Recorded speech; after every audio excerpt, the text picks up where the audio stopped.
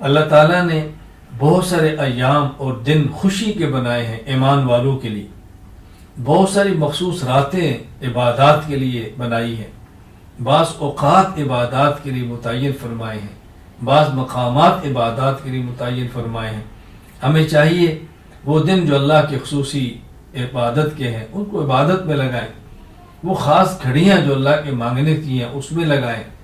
مسلمان کے اپنے دن ہیں تہوار کے، مسلمانوں کے دن ہیں، عید الفطر تہوار ہے، عید الاضحیٰ تہوار ہے، اور جمعہ مخصوص اجتماعی عبادت کا دن ہے، اللہ نے ہمیں دیا ہے، اس پر خوشی کا اظہار کریں، اچھے کپڑے پہنیں، سفید کپڑے پہنیں، خوشبو لگائیں، چہرے سے خوشی محسوس ہو۔ اور وہ دن جو کفار نے اپنے لیے متعین کیے ہیں وہ ہمارے دن نہیں ہیں، ہمیں ان دنوں سے بچنا ہے، ہمیں اجتناب کرنا ہے۔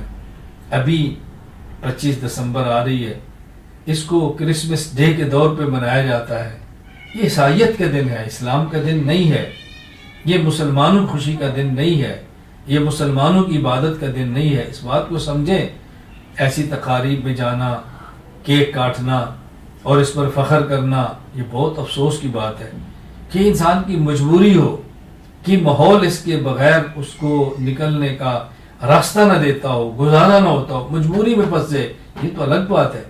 لیکن خوشیوں میں جانا، تقاریب میں شرکت کرنا، اس پہ کیک کاٹنا اور اس پہ خود ہدیے دینا، مبارکبادیں دینا، ہمیں اس سے اجتناب کرنا چاہیے۔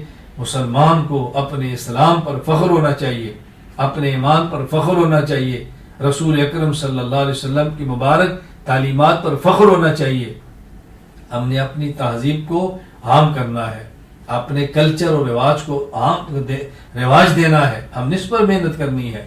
رسول اکرم صلی اللہ علیہ وسلم کا لباس، نبی پاک صلی اللہ علیہ وسلم کا مبارک چہرہ، رسول اکرم صلی اللہ علیہ وسلم کی پاکیزہ زندگی، ہم خود بھی اس کو اپنائیں اور پوری امت میں اس کو عام کرنے کی کوشش کریں۔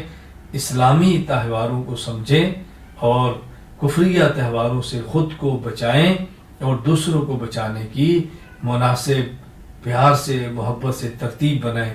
اللہ ہم سب کو رسول اکرم صلی اللہ علیہ وسلم کی سچے دین پر چلنے کی توفیق عطا فرمائے۔ وآخر دعوانا الحمدللہ رب العالمین۔